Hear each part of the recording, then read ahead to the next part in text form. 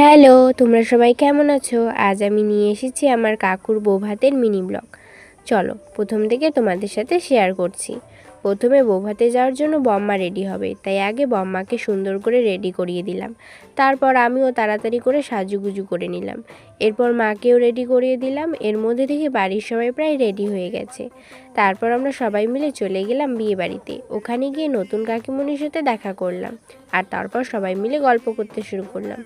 এইদিকে বড়দি তো আগে থেকেই খাওয়া দাওয়া শুরু করে দিয়েছে, আর এই যে আমার মা আর পি, একদম দারুণ লাগছে ওদেরকে।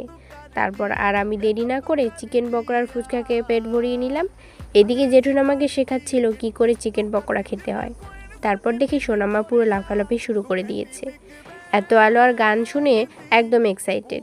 এর মধ্যে কাকিমণির বাড়ির লোকেরাও চলে এসেছে, সবাই মিলে আবারও একটু আড্ডা দিলাম। তারপর আমরা চলে গেলাম খেতে। বাকি পুরো খাওয়ার মেনুটা আমি পরের ভিডিওতে দেখাবো। আপাতত টাটা।